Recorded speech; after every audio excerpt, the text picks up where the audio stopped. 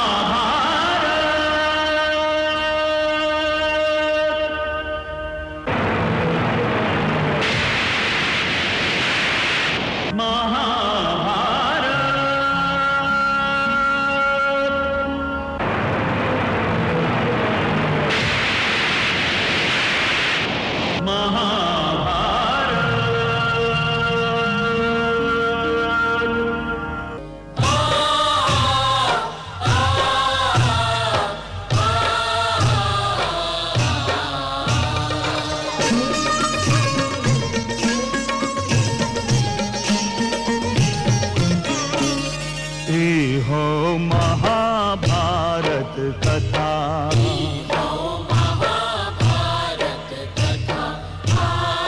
महाभारत कथा,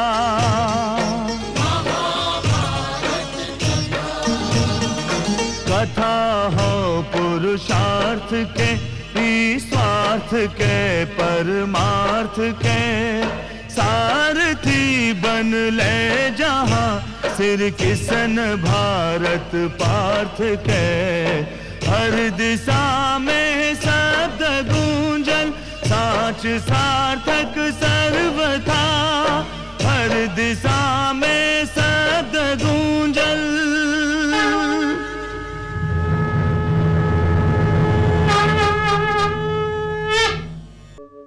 यदा यदा हि धर्मस्य ग्लानिर्भवति भारत,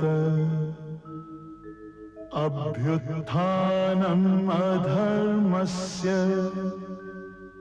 तदात्मानं सृजाम्यहम्, परित्राणाय साधूनां विनाशाय च दुष्कृतां, धर्म संस्थापनार्थाय संभवामि युगे युगे।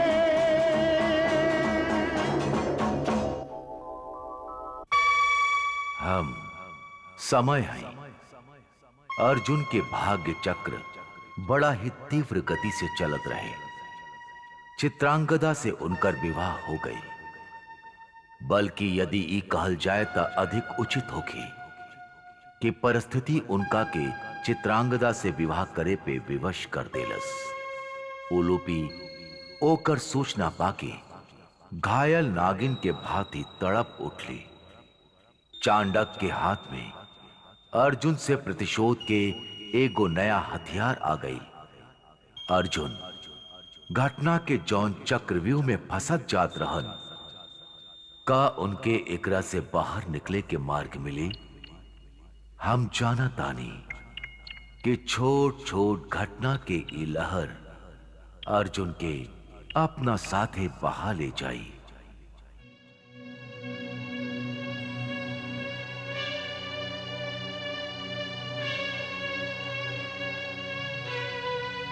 राजकुमारी, अब और कब तक आप यहां खड़ा रहा? चलिए, यहां खड़ा रहने से और कोनो लाभ नहीं किया। अर्जुन के व्यवहार जो आपके मन में घाव देले बा, ओकर पीड़ा और बढ़त जाए। राजकुमारी चलिए। अर्जुन जौन कहले वो बात के दुख नहीं खे। समाज उनका के कई विवाह करे के अधिकार देले बा। हमरा से प्रेम करे के उपरांत भी उनका के अधिकार से केहू रोक नहीं के सकत। दुख था हमरा चित्रांगदा के चाल पे बा। ई जान के भी कि अर्जुन विवाहित बाड़े, उनका के अपन सुंदरता के जाल में फांस लेलस। पुरुष त नारी सब पे अन्याय करते आइल बाड़े। दुख त ए बात से बढ़ जाला जब एगो नारी दूसरा नारी के अधिकार पे डाका डाले ले। और ए बात खातिर चित्रांगदा के हम कभी क्षमा ना करब। राजकुमारी, हम आपके दुख के समझता नहीं और आपके विश्वास दिलावता नहीं कि आपके मन के दुखा के चित्रांगदा स्वयं भी सुखी ना रह पाई। किंतु अब आप यहां से चली राजकुमारी। हाँ चांडक, चला, बहुत देर हो चुका।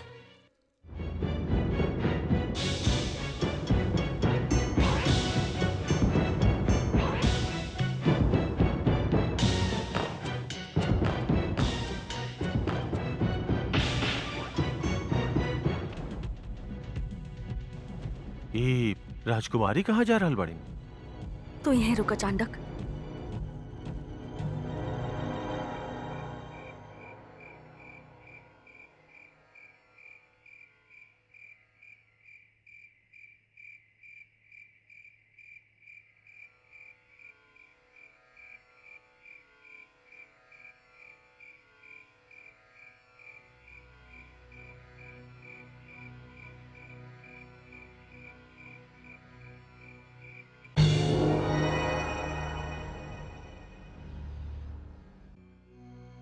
आयुष्मान भव। आयुष्मान भव। क्षमा करे कामदेव, क्षमा करे रति देवी। हम विवाह के हर्ष में भूल ही गई रही कि हमरा सबसे पहले आप दोनों के धन्यवाद देल चाहत रहे, काहे कि आज के ई घड़ी केवल आप दोनों के कृपा के फल बा। बावरी हो गई बाड़ू। हमनी के धन्यवाद त काल भी कल जा सकत रहे, किंतु ये घड़ी तक कोनो पुरुष के आजीवन आपन बना लेवे के घड़ी रहे और तू एक घड़ी के भुला के यहाँ चल आइलू। ये तू अच्छा ना कैलू देवी। काहे देव, हम तो उनकर आज्ञा लेकर आइल बानी। बड़ा भोला बाड़ू तू। ई रात्रि नारी के साथ साथ पुरुष खातिर भी बड़ा महान रात्रि होखेला। पुरुष ई रात्रि के एक पल खातिर भी अपन पत्नी के अपन दृष्टि से दूर नेखे कइल चाहेला।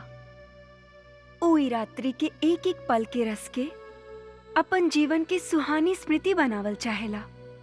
ऐसे में तू अर्जुन के छोड़ के चलैलू। देवी, हमारे को बात सदैव याद रखिया। पुरुष चाहे कितना भी उदार होखेला पुरुष ही।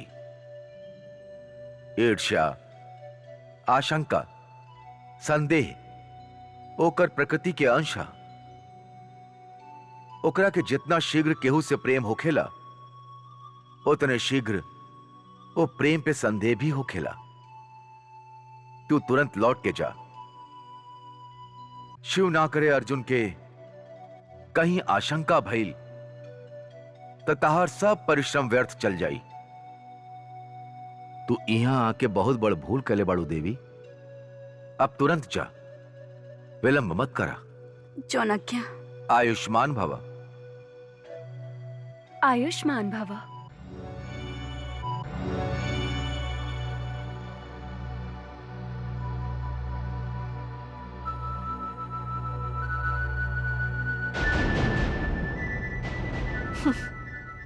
चित्रांगदा, वास्तव में तो बड़ा भारी भूल कैले बाड़ू।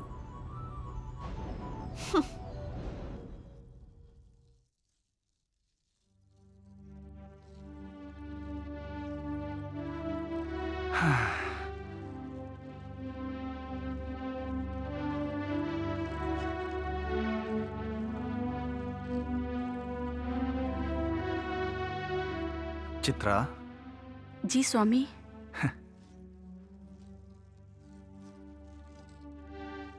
चित्रा, तू संसार के कदाचित पहला नारी बाड़ू जे अपन सुहाग रात्रि के मधुर बेला में जब मिलन के अतिरिक्त और कोनो वस्तु स्मरण ना रहेला, कोनो भुलाइल बात स्मरण करके ओकर समाधान करे चल गेलू। चित्रा, का हमें पूछ सकतनी कि वो भुलाइल बात का रहे? स्वामी, हमरा बतावे में संकोच होता। संकोच? ना, संकोच ना, बल्कि लज्जा के आभास। लज्जा के आभास? तो ठीक बा, यदि तू ना बतावल चाह तो तारा पूरा अधिकार बा। आप बुरा मान गए नी स्वामी। ना चित्रा, सर्वथा ना। पुरुष होके चाहे नारी, निजी बात बतावे चाहे ना बतावे के अधिकार दोनों के प्राप्त बा। और यदि ऐसा कोनो बात जेकरा तारा हमरा के बतावे में लज्जा के आभास होखे, वो बात हमरा पूछे के अधिकार भी तो नहीं है ना चित्रा। अवश्य ही कुछ इतना अवश्य रहल होखी जेकरा कारण तू स्वयं के जाए से रोक ना पैलू। हाँ स्वामी, ऐसे नहीं रहे। आप तो जानता नहीं, हम आपसे पहले के सारा जीवन लैकन के भांति जियल बानी। हमरा के एगो नारी के कोमल भावना और नारी जीवन के सुंदर पक्ष के कोनो ज्ञान ना रहे। हमरा जेकरा से ई ज्ञान मिलल, जेकरा से ई कोमल निर्मल भावना के समझे के मार्गदर्शन मिलल, हम उनके धन्यवाद देवे गल रही। स्वामी, यदि हमरा ई मार्गदर्शन ना मिलत तो हम आज के रात्रि के सुहानापन से आनंदित होके के कला ना जान पैती। बाकी ऊ के ह ई मत पूछी।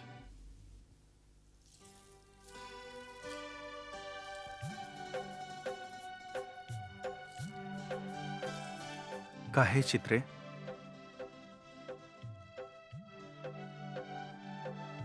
काहे कि हमरा ई सोच के ही लज्जा आवता कि हम अभी तक नारी होके के आनंद से परिचित ही ना रही।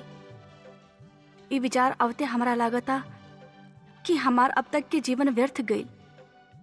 यदि हमरा यह आनंद के ज्ञान होगी तो कदाचित पहला दिन ही आपके देख के आपके बाह में समा गई होती।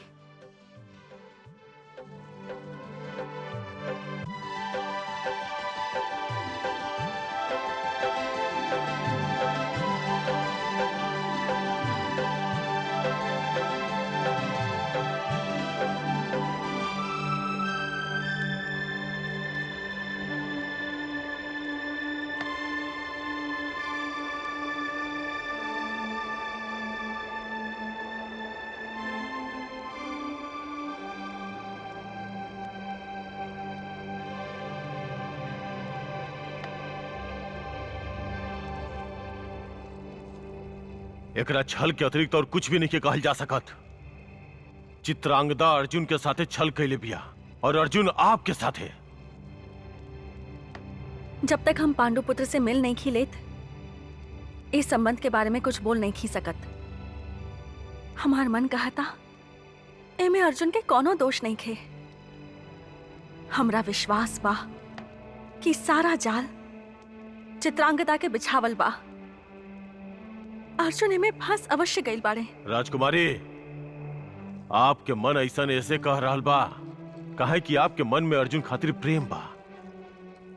आप ओकर विषय में बुद्धि से ना अपन प्रेमी मन से सोचतानी, किंतु हम बुद्धि से सोचतानी और हमार बुद्धि ही कहता कि अर्जुन आपके साथे छल कैले बा। राजकुमारी, आप अपन मुख से कुछ कहीं चाहे मत कहीं, किंतु आपके नेत्र ही स्पष्ट रूप से कह रहल बा कि आपके अर्जुन के छल के दुख बा।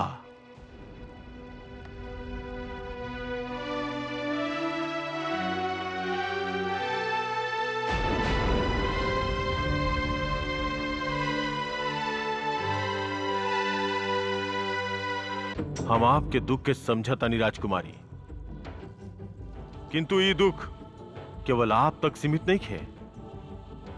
हम नागलोक के सेनापति हैं, नागलोक के प्रहरी, नागलोक वासियन के रक्षक।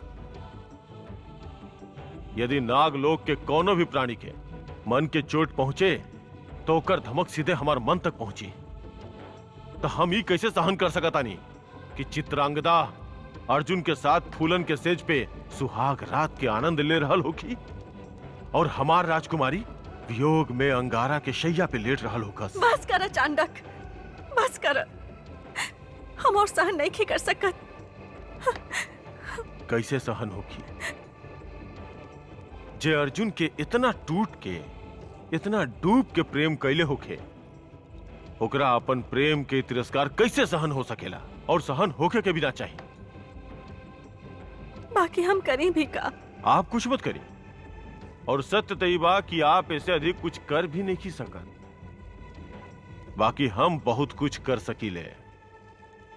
आप महाअमावस्या के रात्रि के हमरा के मृत्यु दंड से बचा के अपन ऋणी बना ले रही। ए ऋण के चुकावे खातिर हम कुछ भी कर सकीले, कुछ भी। अभी तो बस हमार एगो कार्य करता। आज्ञा दी ही, हम अपन प्राण पे खेल के भी आपके आज्ञा के पालन करब। अगला सप्ताह इरावान 1 वर्ष के पूरा हो जाए।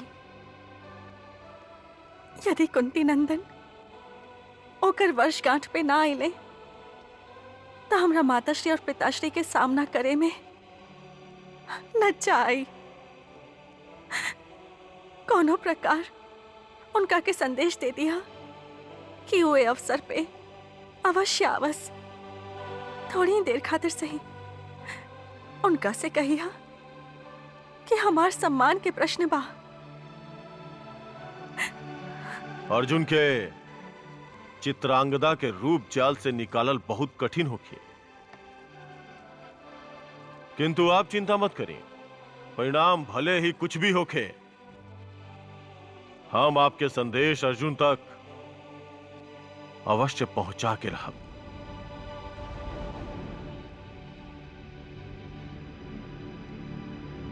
धन्यवाद चांडक। अच्छा, तब हम नागलोक चलता नहीं।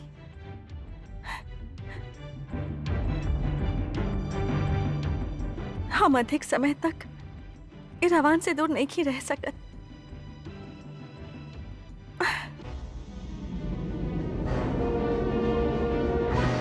अर्जुन, तू हमरा साथे बहुते अन्याय कैले बाड़े।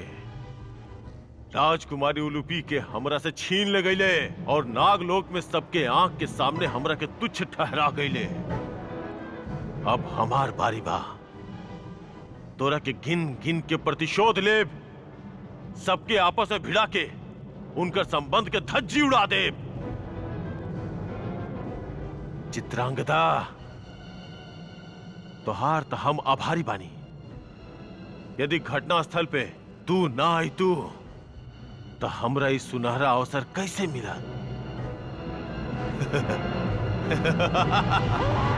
इरावान, का भाई? नाना नाना रोए के नहीं खे, अभी आपके पिताश्री आई हैं।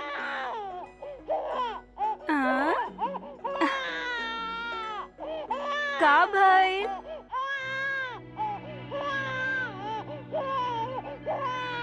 का भाई? रोइहा मत, रोइहा मत।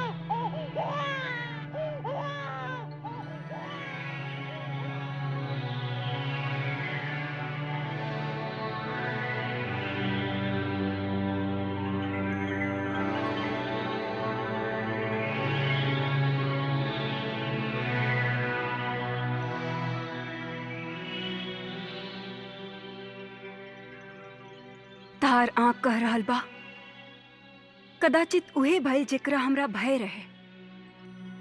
का अर्जुन और चित्रांगदा के विवाह संपन्न हो गई? हाँ माताश्री। हम मानव लोक के प्राणियन से भली भांति परिचित हई। उ जौन मट्टी से बनावल गईल बाड़े, उ मिट्टी में निष्ठा और प्रेम के गंध ही नहीं होखेला। हम पहले ही जानत रही कि अर्जुन तहरा के भुला जाई। ना माँ, इस सत्य नहीं खे। हम हो नागलोक के प्राणी हैं। केहो के मुख के सत्य या झूठ हमार नेत्र से बाँच नहीं खे सकत। हम अर्जुन के नेत्र में अपना खातिर प्रेम पहले बानी। उनकर बात में निष्ठा में मनमोहक सुगंध पहले बानी। वो सब सत्य रहे माँ, सब सत्य। ओकर तनिक भी अंश झूठा ना रहे। यदि ई झूठ न रहे तो यहाँ से जाते मणिपुर की राजकुमारी चित्रांगदा के साथे विवाह काहे कैलस? तू माना चाहे मत माना, किंतु सत्य यह बा कि समस्त मानव लोक के पुरुषन के भांति अर्जुन भी रूप के लोभी बा। चित्रांगदा के सुंदर रूप के देखते अपन वचन और बंधन के उ भुला गई।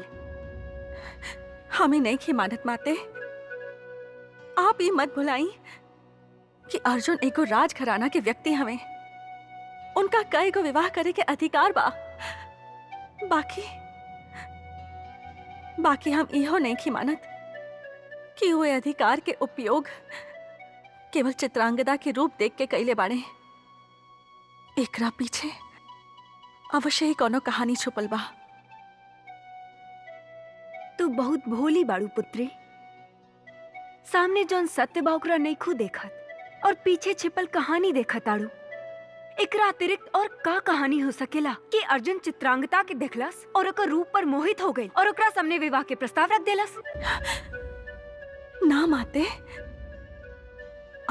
अर्जुन के स्पर्श हम अपन शरीर पे अनुभव कैले बानी और उस स्पर्श में अपनापन के ताप रहे। अवश्य ही कोनो विवशता, कोनो आवश्यकता ऐसा आ गई होगी कि अर्जुन के सामने विवाह के अतिरिक्त कोनो राह न रह गई होखे। ऐसन का विवशता हो सकेला? हम ही तो नहीं ही जानत कि का विवशता रहल होगी, किंतु इतना जानत आनी कि ई विवशता चित्रांगदा उत्पन्न कैले बिया। और यदि ऐसन बा तो चित्रांगदा के एकर मूल्य अवश्य ही चुकावे के होखी। वो हमरा से हमार प्रेम छीन ले बिया और एक खातिर हम ओकरा के कभी क्षमा नहीं की कर सकत। उलूपी, ताली दोनों हाथ से बजेला। माननी की चित्रांगदा के दोष अधिक बा, किंतु अर्जुन के दोष भी कुछ कम नहीं खे। चित्तहरा के, तहार प्रेम के और सबसे बढ़ के अपन पुत्र के भी भुला देहलस। यही बात के तो दुख बा माते। लागता चित्रांगदा उनका पे कोनो जादू कर देले बिया, जेकर प्रभाव से वो बाहर नहीं की निकल पा रहल। और ना जाने कबो निकल पाई भी कि ना। हम चांडक के हाथे संदेश भेज देले बानी कि इरावान के वर्षगांठ पे वो अवश्य आवस। आ चुकलू। तू अपन मन के एही तरह झूठा संतावना दे के बहलावत रहा। उ तो कोनो सुंदर विहार में चित्रांगदा के रूप निहार रहल होखी।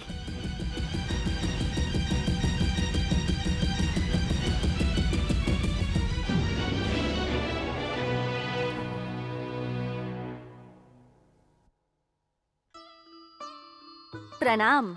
नागलोक के कोनो व्यक्ति कुंती नंदन से मिले आइल बा। नागलोक से की आई लोखी? वो अपन नाम चांडक बतैलस ह।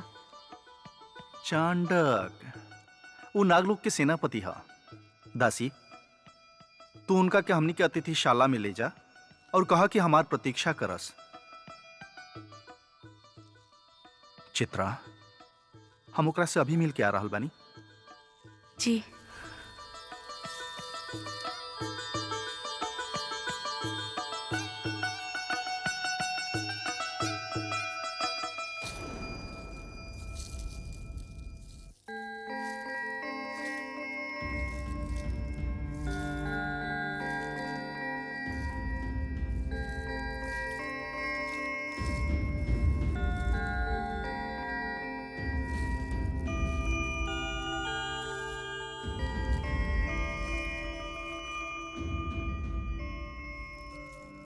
चांडक,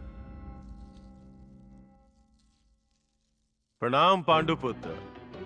आपके नया विवाह खातिर हार्दिक बधाई प्रस्तुत करतानी। धन्यवाद।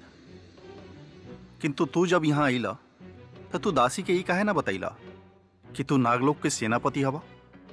वैसे पांडुपुत्र, कहे कि आज हम यहाँ नागलोक के सेनापति के रूप में नहीं आए, बल्कि हम एगो साधारण व्यक्ति के रूप में आयल बानी। किंतु काहे? काहे कि हम आपके कुछ स्मरण करावे आयल बानी। और केहू के कुछ स्मरण करावल सेनापति के कर्तव्य ना होखेला।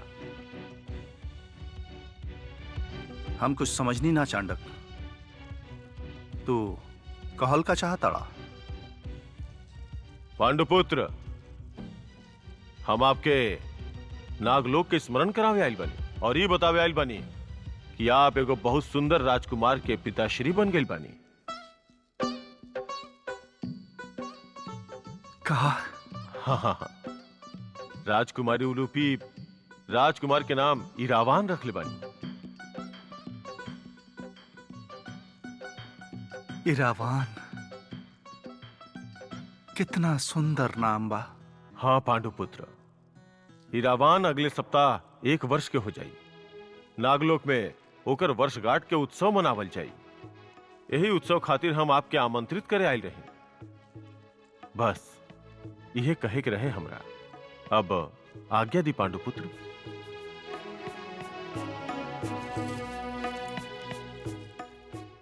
हमार पुत्र,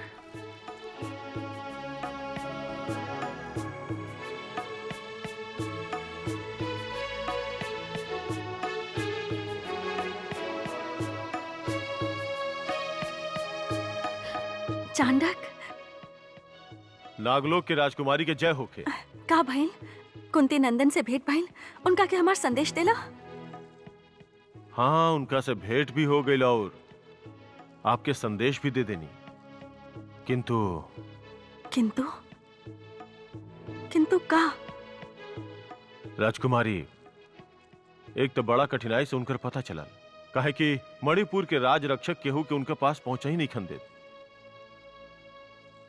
और जब वो मिलने तब उनकर व्यवहार बड़ा रूखा लागल। हमरा ऐसा लागल जैसे आजकल उनका चित्रांगदा के अतिरिक्त कोनो वस्तु में कोनो रुचि ही नहीं खे। तो का कहले हमार संदेश सुन के? वो चुप रहले। हम उनका से अनुरोध कहनी कि पुत्र के वर्षगांठ पे अवश्य पधारस।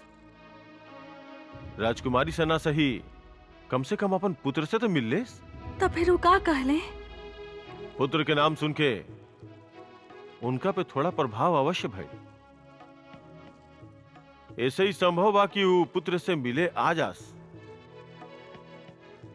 किंतु थोड़ा समय के भेंट में हमरा ये अनुभव भइल कि चित्रांगदा उनका पे अपन रूप के जादू कर रख ले बिया।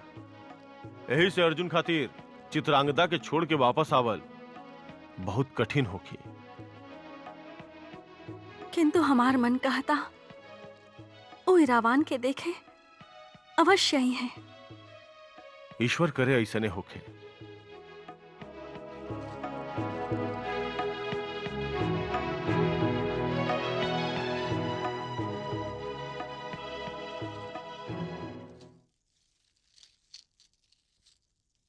आर्यपुत्र, आप कहीं जा रहल बानी?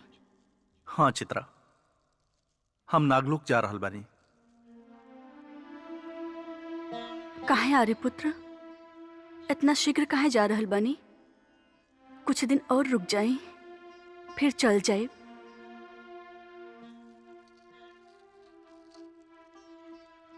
ना चित्रा, ये संभव नहीं है। हमार मन नहीं चाहत कि आप हमरा से इतना शीघ्र विदा होखी। अभी तक जीवन के वीणा प्रेम सरगम के पहला ही सुर छड़ले रहे।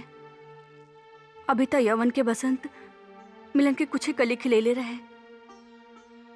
अभी तक ना आस पूरा भइल बा ना प्यास। ना चित्रांगदा, तू तो जानते बाड़ू कि जब हम नागलोक से चलल रही तो लूपी मां बने वाला रही। अब हमार पुत्र 1 वर्ष के होखे के आइल बा। अगला सप्ताह होकर पहला वर्षगांठ बा और ये अवसर पर हमारा अपन पुत्र के पास पहुंचल नितांत आवश्यक बा। क्षमा करी आर्यपुत्र, हम ही भुलाई गई रही कि हमरा से पहले आप पर बहन ओलूपी के अधिकार बा। और जब वो आपके पुत्र के माता बन चुकल बाड़ी तब उनका अधिकार और बढ़ गई बा। इस समाचार के सुनला के बाद तो आपकी रोकल पाप होगी। आपकी अवश्य जाए के चाहिए। चित्रा,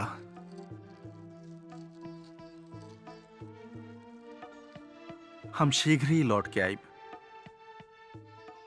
हम आपके आवे तक आपके मार्ग में नयन बिछैले रहब।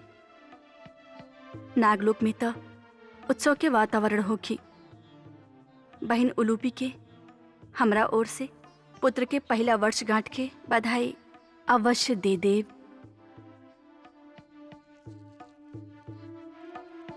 हमरा तारा पर गर्व बा चित्रे, हमरा तारा पर गर्व बा।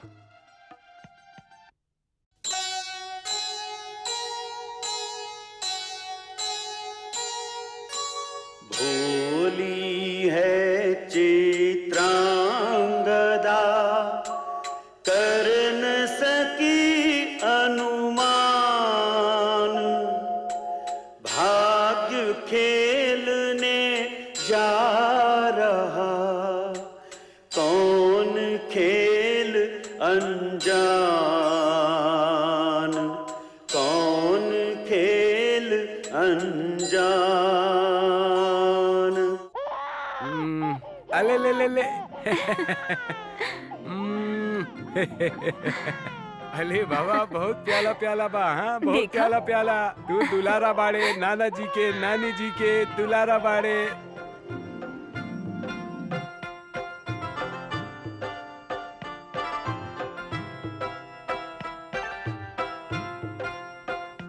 अले ले ले अले ले अले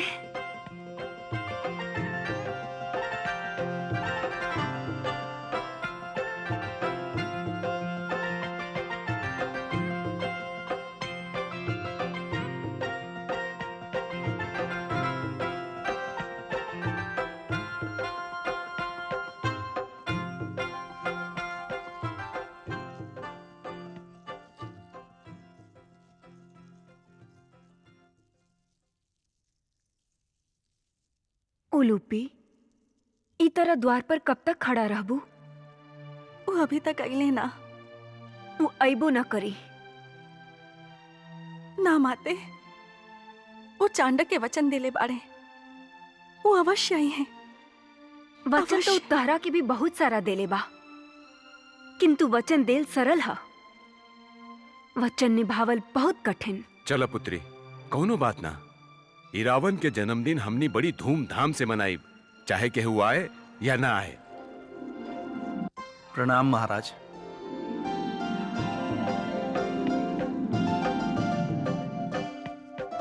प्रणाम महारानी।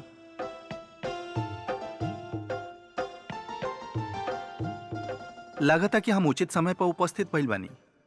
जन्मदिन के उत्सव तो अभी तक आरंभ भी नहीं के भइल। कैसे आरंभ होती? तू तो अइले ना रहा। पिता के बिना पुत्र के जन्मदिन कैसे मनाई जाती? यही से ताइल बानी। चली चली।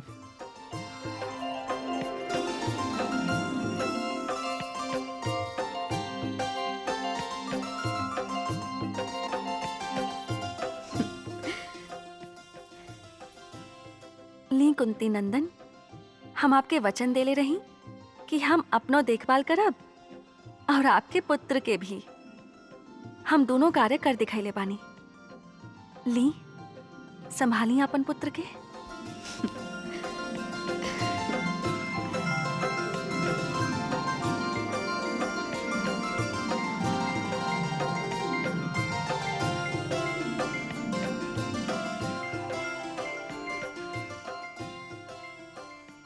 हमार पुत्र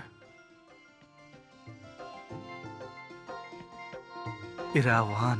स्वामी स्वामी, कुंती नंदन नागलोक लौटाइल बाड़े।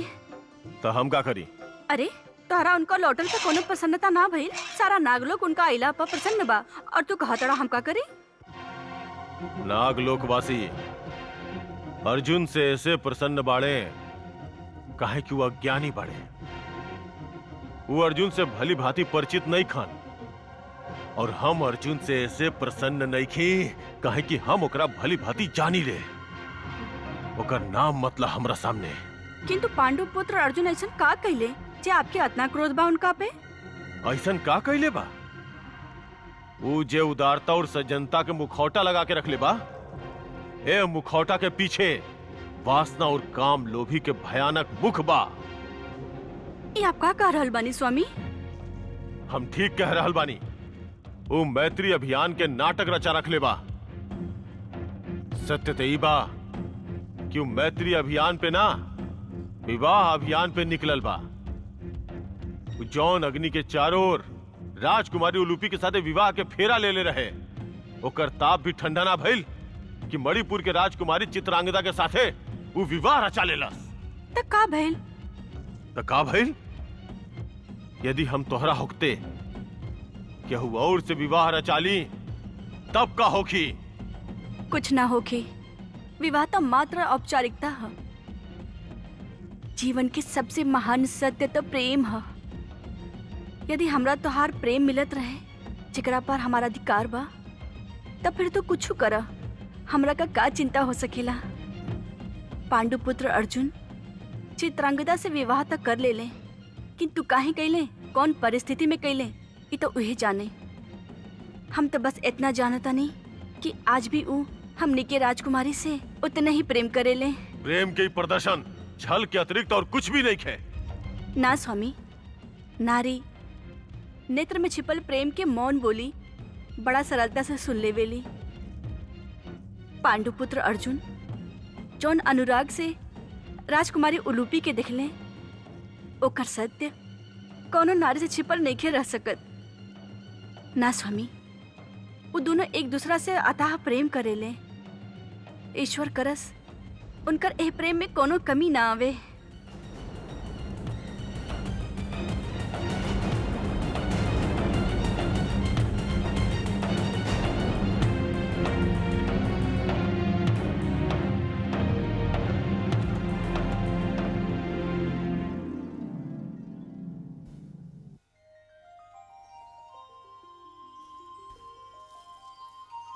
सुंदरता के प्रतिमा, रूप के देवी, काबे भी अपन पुजारी से रुष्ट बाड़ू? हम आपसे रुष्ट नहीं की। हम आपसे इतना प्रेम कैले बानी स्वामी कि आपसे कभी रुष्ट हो ही नहीं खी सकत। किंतु यदि ये कहीं कि हमरा कोनो दुख नहीं खे, तो यह असत्य होखी। हमरा दुख बा, अपार दुख बा, और आप हमार दुख के कारण भी जानता नहीं। जानता नहीं तहार दुख के कारण, भली भांति जानता नहीं। बाकी हम इहो जानता नहीं कि तहारी दुख काल्पनिक नहीं है, वास्तविक बा, 100% वास्तविक बा। किंतु उलूपी, तू हमार विवशता के नहीं खू जानत। हमार विवशता के कारण के तारा ज्ञान ही नहीं है। का आपके विवशता के कारण चित्रांगदा के असाधारण रूप, ओकर अपूर्व सुंदरता ना रहे? ना, कदापि ना। हम तहार प्रेम के मदिरा पियले बनी उलूपी, और यह मदिरा के समक्ष केहू के रूप के अमृत भी हमारा खातिर व्यर्थ बा। तू केवल हमार पत्नी ही ना, हमार प्रेम बाड़ू उलूपी, हमार प्रेम।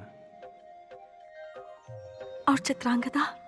चित्रांगदा केवल हमार पत्नी बाड़ी। वो सुंदर बाड़ी, रूपवती बाड़ी,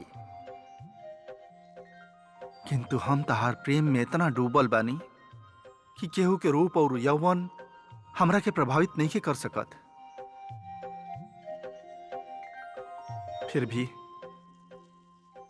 फिर भी हमरा उनका से विवाह करे पड़ल, काहे कि हम विवश रही उलूपी।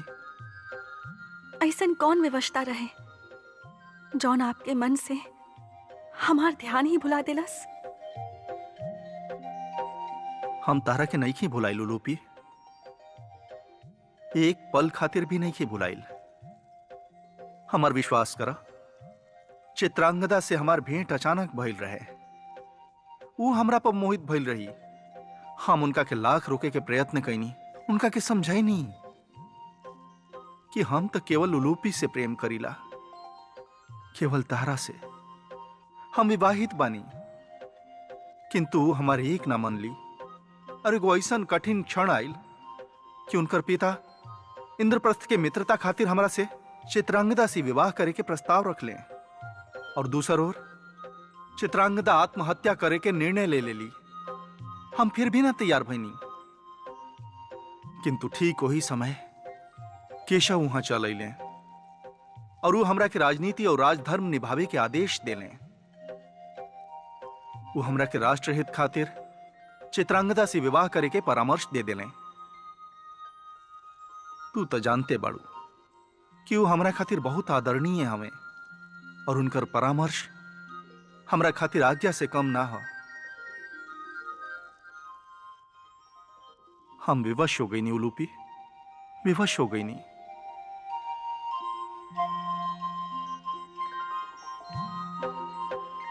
साचे हमार विश्वास करो लूपी, हम आज भी तारा से उतने प्रेम करीला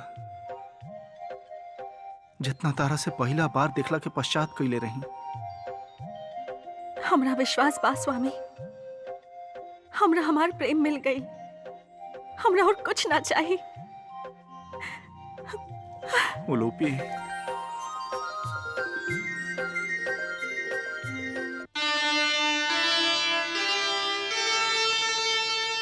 आज उलूपी को हुआ मन चाहा संतोष, दोषी है चित्रांगदा, अर्जुन है निर्दोष।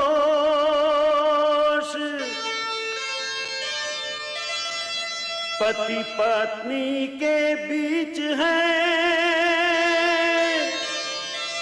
जहां कहीं विश्वास, धरती पर वैकुंठ का है बस वहीं निवास।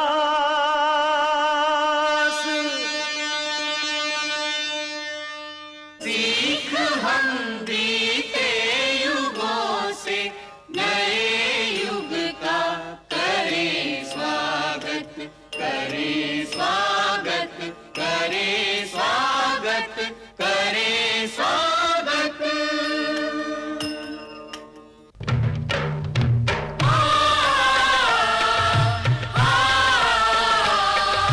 भारत कहो कहानी सदियन से भी पुरानी, हो ई ज्ञान गंगा ऋषियन का अमर वाणी, ई विश्व भारती हो,